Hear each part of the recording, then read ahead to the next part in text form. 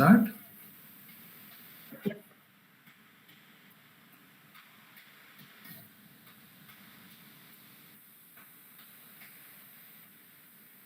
Dhyayet Sarada Chandra Sundaramukam Tamraravindekshana Bhaktabhishtavarabhayapradakaram Kaupinamatrojvalam Svatmanandarasānubhūti vivasham Sarvanavadyangakam Shrimantam Shri Ramaneshwaram Guruvaram Yogasanadhyasitam Dhyayet Shri Ramaneshwaram Dhyayet Shri Ramaneshwaram Dhyayet Shri Ramaneshwaram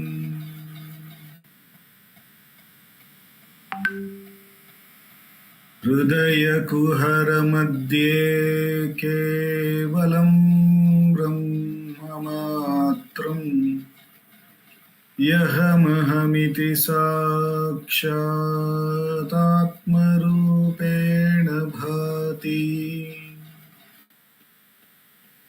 Kriti Vishamanasa Svam Chinvata Machatava Pavana Chalana Rodhat Atmanishto Bhavatvam.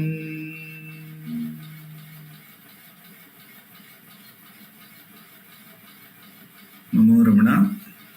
In this Friday Atma Vichara, we meditate on one of the Upadeshams given by Bhagavan in the form of a question and answer, which we have been reading from the book Ramana Answers, Self-Enquiry 1900 to 1950, and which is a compilation of all the questions put to Bhagavan on the subject matter of Atma Vichara and his response for the same. This wonderful compilation has been done by our founder president, Sri A.R. Natarajan Ji. And we have been looking at the questions put to Bhagavan between 1936 to 1950. And this week we are going to look into the 103rd question. After meditating on this question and answer by His abundant grace, we will have a 20 minutes practice of Atma Vichara. Following that, our President Sarada Ka would be talking about Atma Vichara as it has been contemplated in Ramana Gita, which is again questions put to Bhagavan by many devotees and Bhagavan's answers to the same, which has been compiled by Ganapati Muni in the form of Sanskrit verses called Ramana Gita. And Akka would be contemplating on this week's verse, which is also on the subject matter of Atma Vichara. And finally, we will have the concluding prayers to Bhagavan. The 103rd question, the devotee asks, why is Atma Vichara necessary? Question is, why is Atma Vichara necessary? Bhagavan says, if you do not make Atma Vichara, then Loka Vichara creeps in. That which is not seen is sought, but not that which is obvious. When once you have found what you seek, the enquiry also ceases and you rest in it. So let's look at Bhagavan's answer once again. The question is, why is Atma Vichara necessary? Bhagavan says, if you do not make Atma Vichara, then Loka Vichara creeps in. That which is not seen is sought, but not that which is obvious. When once you have found what you seek, the enquiry also ceases and you rest in it. So in here, Bhagavan is saying, if we do not make Atma Vichara, then the Loka Vichara will creep in. And which Loka Vichara for us is very obvious. So if you look at it from that perspective, I mean, how much of Vichara again we do about the Loka? From childhood till now, how much have we inquired about even the Loka? About the Loka that we experience through this body, this senses, this mind. How much have we inquired? How much have we questioned? Even if we take at large ourselves to be the body, which includes all the mind, senses and everything, how much have we questioned whatever we have done through the body? Be it in childhood, be it in why was I given this name, or why was this school, why did I take, okay, maybe in childhood I was not capable. Even when I believe when I am in pain and I can take most of the decisions, at that time, why didn't I inquire what course I am taking, why, what am I going to do with it? What is that I am going to further do with this? How much of the Loka Vichara we do? If you see, it is very minimalistic. So in a way, Loka Vichara for us is indwelling in that Loka, believing it to be real, believing it to be the absolute truth, and taking it as the reality, and we relish. So that is what Loka Vichara at large is for us. When I look at the whole gamut of our Loka Vichara, the inquiry portion is almost very, very minimal. The indwelling, taking it to be real, is probably 99.99%, we can say. So here if you say Bhagavan is saying, then when we put the same thing to Atma Vichara, Bhagavan is saying Atma Vichara should be then indwelling in Atma. More of indwelling in Atma and perhaps a very little bit of Vichara. That is what Atma, that's why Bhagavan, though he has given it in the form of an inquiry, the Atma Vichara leads us to more of indwelling in the Atma. Like how we naturally indwell in the Loka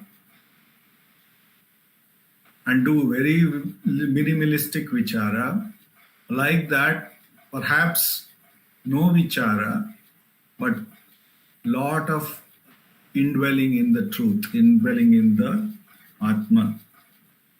But if we don't do that indwelling in the Atma, we will be doing this Loka Vichara, which is indwelling in the world. It creeps in.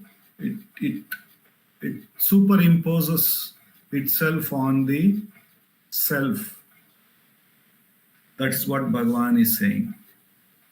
Further, Bhagavan goes on to say, that which is not seen is sought, but not that which is obvious.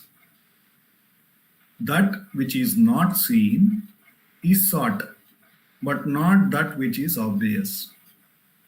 Now, in this context, even if we take the seeing, the physical seeing, we want to see objects, we want to see things, we want to see many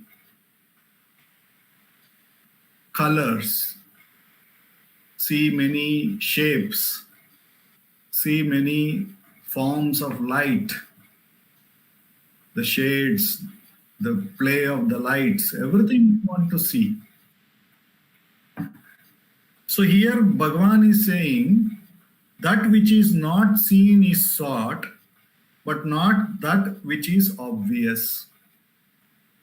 Now, that which is not seen, here Bhagavan is trying to emphasize seeing is not really seeing through the senses. Let us say, even if I take this quest, I want to see my eyes. Now, obviously, our first approach would be obviously, I can't see my own eyes. I will go and stand in front of a mirror, and there I see, oh, my eyes. Now, that is how I believe that I have seen my eyes. That is how we today are so at ease in seeing something as objectified. But real seeing actually is experiencing it. That is paroksha. It is indirect way of seeing. But the real seeing is aparoksha, direct experience. How much of what do we consider is what Bhagavan is asking. Though we are always experiencing the eyes, in the sense we are always seeing, it is said 80% of the human energy goes through the eyes. That means 80% of the time I am only experiencing my eyes.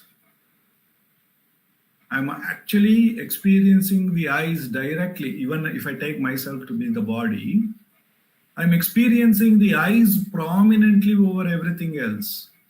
But when a question is put to me, have you seen your eyes? I would run before the mirror and see it in the mirror and says, yeah, I have seen my eyes. In the sense, how much is we give importance to that which is not really seeing. That is what Bhagavan is saying here. That which is not seen is sought. Is sought means again and again we go for this paroksha anubhava, the indirect experience. The direct experience, even though it is very obvious, even though it is so natural, we are not giving any importance to it. That is what is Bhagavan saying here. That which is not seen is sought, but not that which is obvious. That is his next clarification to us. In the same way, in the same example that I am trying to give here between the eyes and the seeing, if we take it to the self, it is the awareness which makes us aware of everything. Aware of whether we know the self, when we claim that we know the self, or when we make a claim that I don't know the self. Both I am aware. I don't take that awareness to be me. But the idea, but the thought that I know or I don't know, which is something that we don't really see, not something which is directly experienced. It is just a wave, it's a bunch of words floating, but we think that is real and that we seek. And if the question is, I don't know the self, then I want to read a book. I want to go to a satsang. I want to do something to know what that self is. And if I claim I know the self, then I am more carried in that idea I know than actually experiencing the knower, the awareness which is ever present. So Bhagavan is saying the error that we do here, that is that we try to see something which is not real, not direct experience, which is the paroksha experience. But we take it what is aparoksha, direct, which is obvious, we don't even consider it. This Atma Vichara brings out this error which keeps happening in us. It reveals this error. And yesterday I was talking about the same error, how it happens in the 10th man crossing the river story. He's so occupied in counting all the other 9 but forgets himself. The obvious he forgets. So it is the same thing. If you take, and Vedanta gives the eye experience or eye example also. We feel that we are not able to see the eye. In fact, whatever we are seeing is always through the eye. Therefore, we are only seeing the eye, not actually what the objects that we are seeing. But we forget the obvious and we give a lot of importance to what the eyes could see, which could be something like the colors, the nature, and the play of the shadows and the size. We give a lot of wow for all of it, but we don't see what enables us to see all of it. We don't experience the obvious.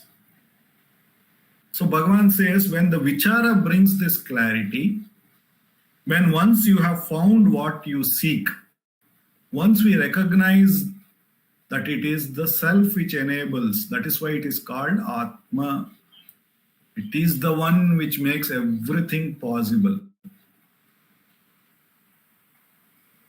So that is the heart, Atma, the center that enables everything possible. So once we recognize, the Atma Vichara makes us recognize that the heart is very obvious. It is effortless. All other things is full of effort. To see something, to know something, to do something is all effort. And when you put that effort also, it is made possible by the Atma. So when that real seeing happens, Bhagavan says, the enquiry will cease. The obvious is recognized and you rest in it. That is when the indwelling, which I talked about, like the Loka Vichara, in the Loka Vichara, the indwelling in the Loka, taking it to be real and to be in that naturally, effortlessly, without even knowing, thinking, doing, and everything is so natural there. So Bhagavan is saying Atma Vichara makes us to indwell in the self, the obvious, and not in something which is transitory, which is not really parokshanu, which is paroksha. All the paroksha anubhava will be let gone, and the aparoksha, the obvious, will be seen to be oneself effortlessly when one abides in that. That is what the Atma Vichara brings about, says Bhagavan here. Now, whenever the paroksha rises in the form of thoughts, in the form of objects, in the form of concepts, and we forget the aparoksha, the direct experience, Bhagavan has given the vichara, the questioning, to question what we are going about doing, so that we see the error and we correct the course and we abide naturally in what we are here and now, by inquiring to whom is this, who am I, And by repeated practice, the long drawn error, like how the eyes wants to see itself through mirror rather than recognizing it is experiencing itself directly. Like that, one with practice recognizes that the self is experiencing itself at all times.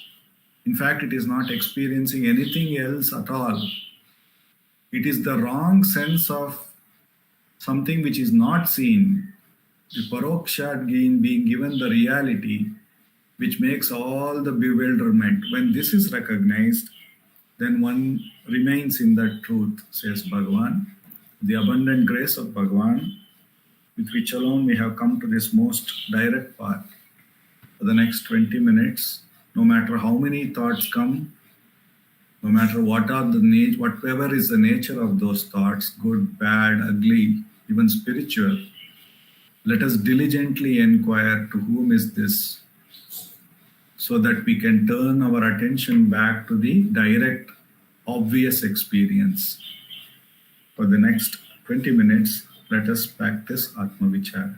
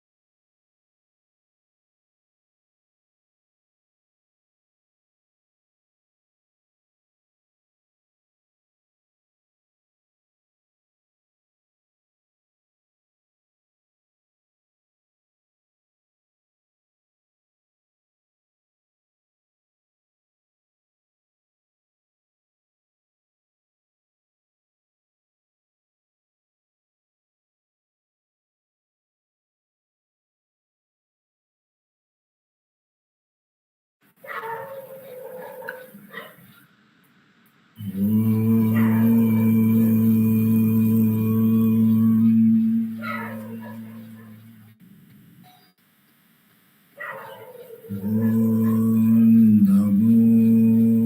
Bhagavate Shri Ramanaya. More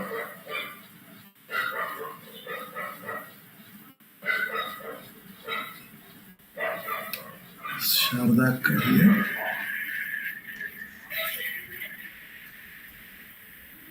मरना कर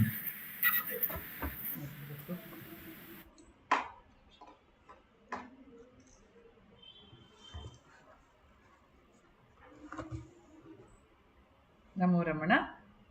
Prostrations to Ramana, shining as the self in all beings.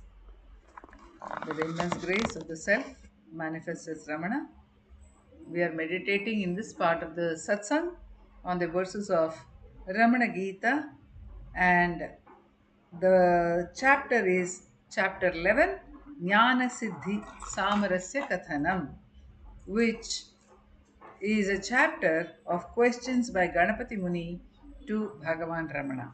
But before asking the questions, he is describing his vision of Bhagavan as Lord Subramanya.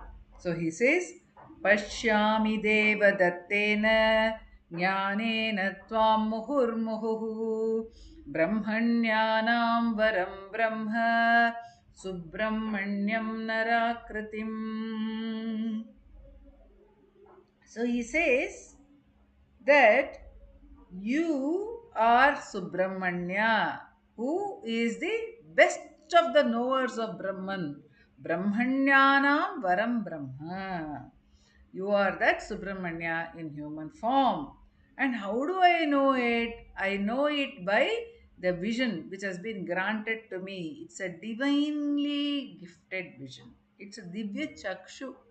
We have heard in Mahabharata that Sanjaya was given the Divya Chakshu to be able to relate the happenings in the Kurukshetra to Dhritarashtra. It is a Divya Chakshu. And Dhritarashtra himself was given a Divya Chakshu to see the Vishwarupa of Bhagavan Sri Krishna at one point of time. You need a divinely gifted vision, because vision itself is divinely gifted. What we see is the gift of the supreme only. Everything that we have is Devadatta only. It is Ishwaradatta. It is given to us. But there are some things which we know, which we are immediately able to experience, that this is not from my own mind. Nandakumarji often says that when one has a divine dream, when Bhagavan appears in one's dream, that dream is totally divine, he says. It cannot be treated as our normal day to day experience. It is Bhagavan has come. So when Bhagavan comes, he allows also the seeing of him as Bhagavan. Another thing is, Bhagavan, when he was in the form, now when we know him as Bhagavan Sri Ramana Maharshi, does everyone see him in the same way?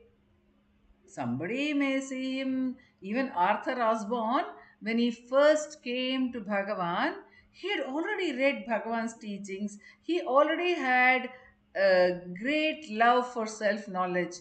But he came, and when he came with probably with some expectation of what he will see in Bhagavan or what he will experience in Bhagavan's presence. So, what happened? When he came, he only felt that Bhagavan was like a very sweet grandfather. He did not feel that there was anything extraordinarily spiritual about him, even that magnificence of that experience of truth which Bhagavan embodies, that he did not experience initially. In fact, it was some time before, on one particular day, he got that experience. This has been the case for many people. Some people have come, they're on the point of leaving And at that point of time, they could see the magnificence of Bhagavan. It is said that Bhagavan would give one special glance for people to have the inner experience, the experience of the self. That is the Devadatta Jnana. That is the Devadatta Jnana. When Bhagavan's glance falls on the person, and then that person is able to see that divine vision. We have the instance of T.K. Sundaresh Iyer, who on he was on one day on his birthday he was depressed, and Bhagavan of course knows. So Bhagavan says, why are you depressed? He says, I've gone through 40 odd years and I have not had any spiritual experience. What experience are you looking for? I want darshan of my beloved deity, Lord Rama. Okay. So what happens? You want that. And Bhagavan then looks at him, and Sundareshayar goes into a trance where he has a divine vision of Lord Rama, Pattabhisheka Rama, and he's in bliss for such a long time. Then he comes out and Bhagavan says, oh, did you have that vision? And then he also points out to him that Pattabhisheka Rama, Yoga Pattabhisheka Rama, is none other than Dakshinamurti. So, how did that vision happen? That vision happened by the divine gift given to Sundaresh Iyer at that point of time by Bhagavan. So, anyone having a mystical vision, a mystical experience, it happens by divine gift. That's why in Ashtotram, Bhagavan's enlightenment is called Mahashakti Nipatena Prabuddhaya Namaha. But here the Muni, what is he saying? So he's saying he had this divine gift, this divine gift. And once this divine gift has come, what happens? He could see Bhagavan as Subramanya. So many people have visions, but Muni says, Pashyami Devadattena Jnanena Tvam Muhur Muhuhu. Dr. Ambika Kameshwar, in her recent talk at our national seminar, was saying many people do have visions of the divine, but Muni is saying Muhur Muhuhu. Again and again, I am seeing you as Lord Subramanya. That means it is more than well established in my consciousness that you are Lord Subramanya.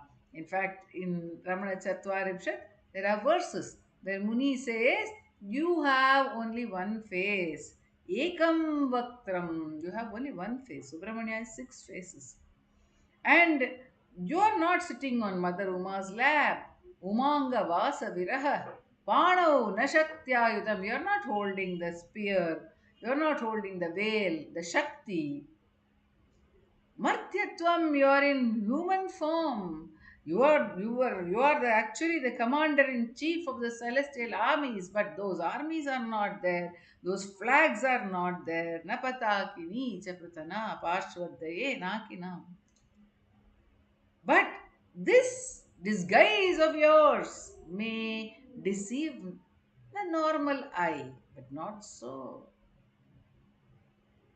प्रच्छादने भूजुषाम् अन्तर्दानमुपैषितारकरिपो क्वस्तन्य दायादतः. Can you cheat your brother? You cannot cheat your brother. What does it mean that he is here saying that there is a divine vision which is having of Bhagavan, and for us in our sadhana, we may see that Bhagavan is Subramanya for those of us who love the Supreme as Subramanya. Or Muruganar Swami has seen Bhagavan as Shiva, as the very embodiment of Shiva. So also Sadhu Swami. So is Shiva and Subramanya, are Shiva and Subramanya separate from each other? They are not at all separate from each other. It only means here that Bhagavan is something supreme, something magnificent for us to understand why the Muni called him Bhagavan. He is the supreme force, That force, that Shakti, that Ishvara Shakti, because of which everything happens in the manifest world. When one realizes this, what happens? Then one is not worried anymore.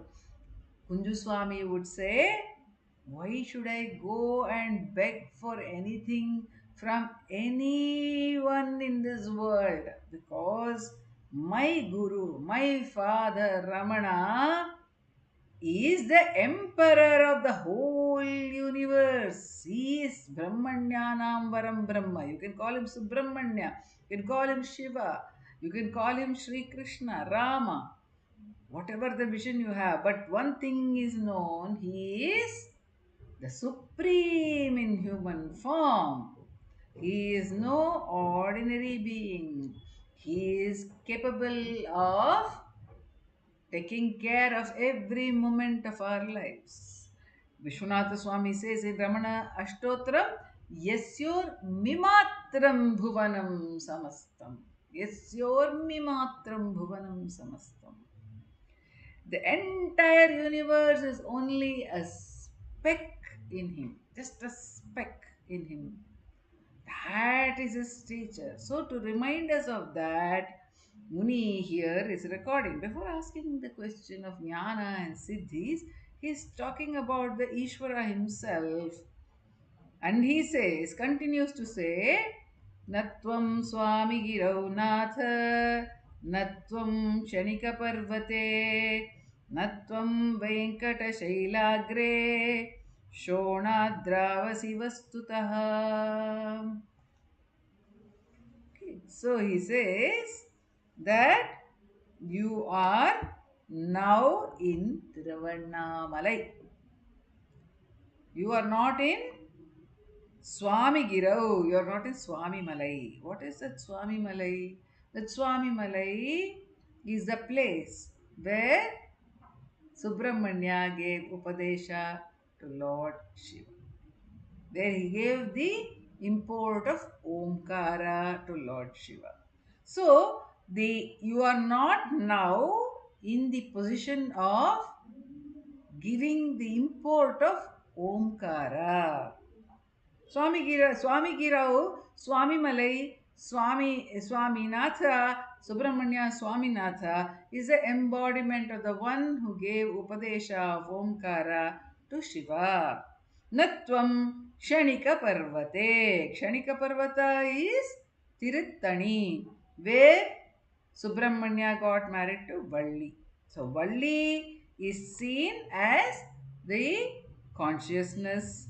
Valli is seen as the the Jnana Shakti. Valli is seen also as Tapas Shakti. Valli is seen as Bhakti.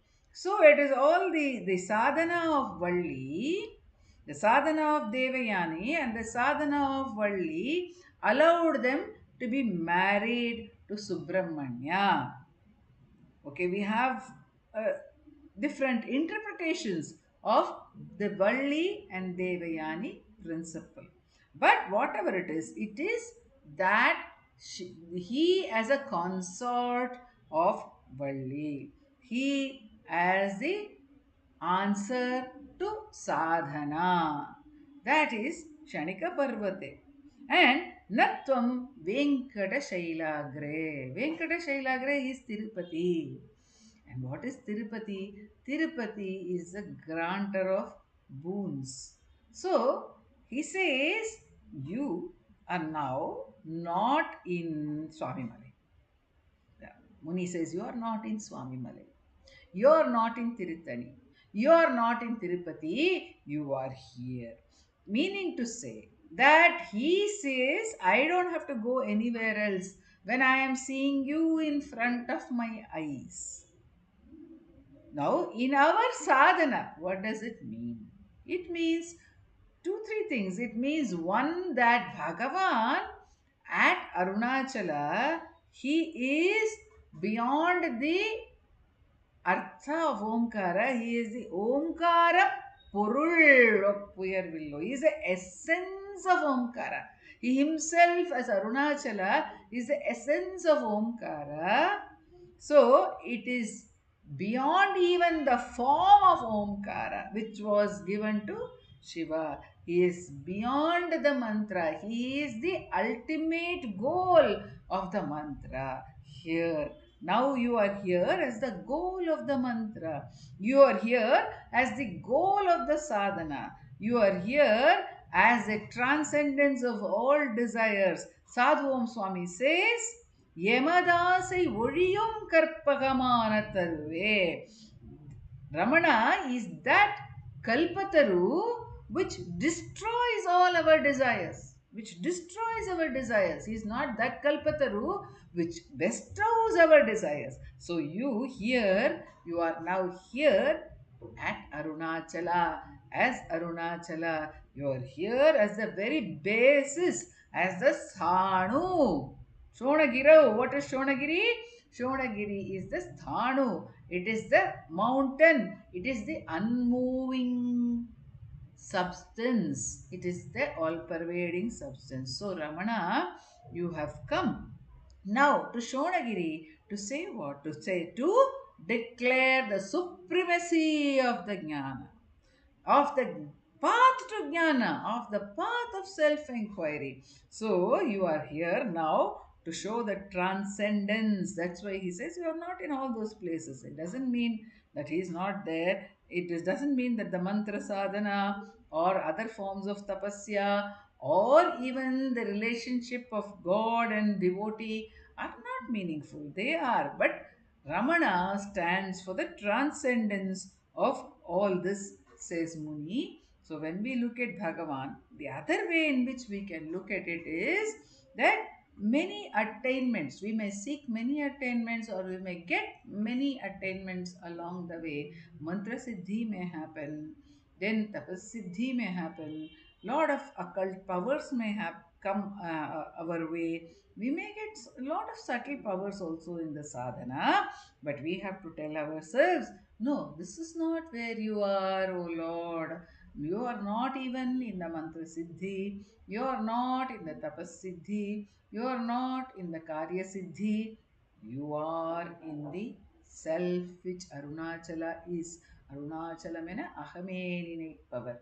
You Arunachala is aham. Arunachala is the self. You are the self alone. And so we must seek the self alone. That is the pointer for us through this verse. Om Namo Bhagavate Sri Ramana.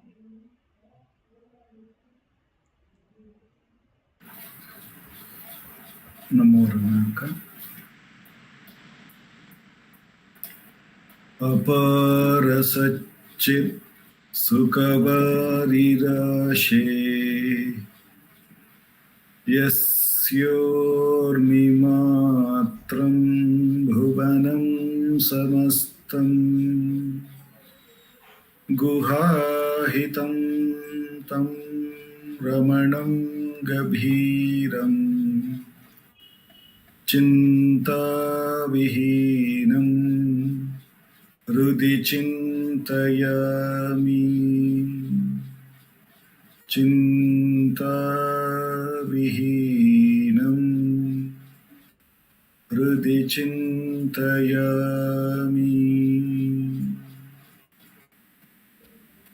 Namo Ramana, Namo Ramana to all. Namo Ramana Dileep. Namo Ramana Srikanji. Namo Ramana Jayasri. Namo Ramana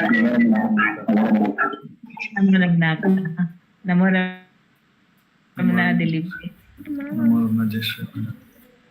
Namo Ramana Dileep. Thank you. Namo Ramana. Dileep ji.